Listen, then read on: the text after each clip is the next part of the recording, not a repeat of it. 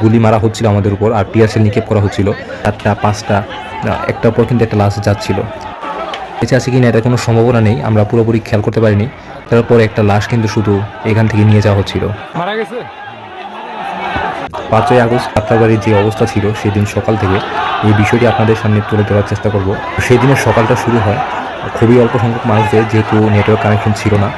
আর যাত্রাবাড়িতে আমরা সকাল থেকেই অবস্থান করেছি, কি দেখেছি সেই কী অবস্থা। তো ভিডিওর মাঝখানে যদি আপনি খেয়াল করেন তাহলে দেখতে পারবেন যে রাস্তার ভিতরে মানুষ কিন্তু আশেপাশে লুকাইছিল, কারণ ওপেনলি তখন গুলি মারা হচ্ছিল আমাদের উপর আর টিয়ারশেল নিক্ষেপ করা হচ্ছিল। সামনে কিন্তু একটা লাশ পড়া আছে, আপনি খেয়াল করলে দেখতে পাবেন সামনে একটা লাশ পড়া আছে। বাট আমরা এখানে কোনো মানুষ যাচ্ছিল না আগে আনার জন্য, কারণ যে যাচ্ছিল তার উপর আরও গুলি করা হচ্ছিল। একটা লাশ অলরেডি সামনে থেকে কিন্তু নিয়ে আসতেছে।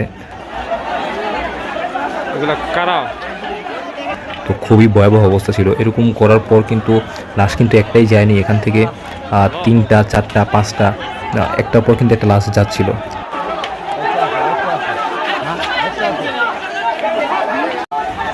এই যে এখানে কিন্তু একটা লাশ আনা হচ্ছে, সে কিন্তু বেঁচে আছে কিনা এটা কোনো সম্ভাবনা নেই, আমরা পুরোপুরি খেয়াল করতে পারিনি।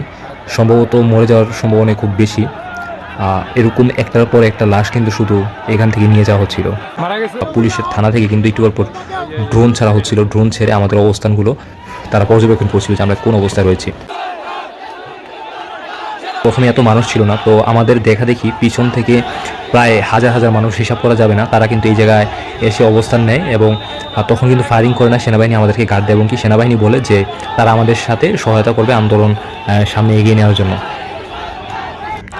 তারপর আমরা সেনাবাহিনীর সাথে আস্তে আস্তে সামনের দিকে এগোই। আমাদের তো তখন উদ্দেশ্য ছিল শাহবাগ পর্যন্ত, যে এই আন্দোলনটা শাহবাগ পর্যন্ত যে স্থগিত হবে। সেনাবাহিনীর সাথে এই আন্দোলনটি সামনের দিকে এগোতে থাকে। যাত্রাবাড়ি মোড়ের মধ্যে তখন অনেক মানুষের ভিড় জমতে থাকে। আমরা এখান থেকে রাজধানী হয়ে আমরা মতিঝিল হয়ে আমরা কিন্তু সামনের দিকে এগোতে থাকি। এটা হলো মতিঝিলের একটা অবস্থা, যে মতিঝিলের মধ্যে যেখানে আওয়ামী লীগের পোস্টার ছিল তারা কিন্তু এটা ছিঁড়ে ফেলতেছে আন্দোলনকারীরা। তো আমরা আস্তে ধীরে সামনের দিকে এগোতে থাকি।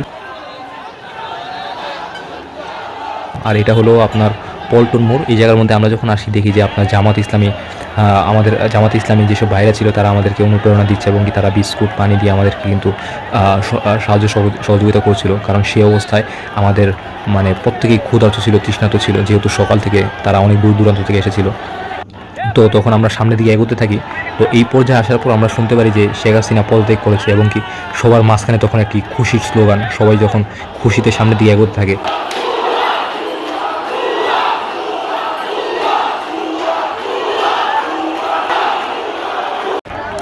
আমরা এখানে শাহবাগে পৌঁছানোর পর সবার মধ্যে দেখি একটি খুশির আমেজ। তো আমরা এই স্বাধীনতা অর্জন করেছি, এটা আমাদের একটা বড় বিষয়। তার চেয়ে বেশি দুঃখজনক যে বিষয়টা ছিল সেটা হলো যে আমরা কিন্তু অনেক আমাদের ভাইদেরকে হারিয়েছি। খুব তাদের এই সাহসিকতার কারণেই কিন্তু আমরা এত স্বাধীনতা আমরা অর্জন করতে পেরেছি।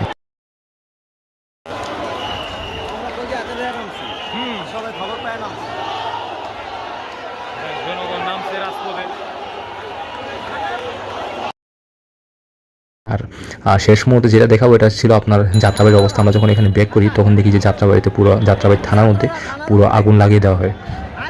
তো আপনারা যারা এই ভিডিওটি দেখবেন অবশ্যই শেয়ার করবেন এবং কি এই তথ্যটি জানার সুযোগ করে দিবেন।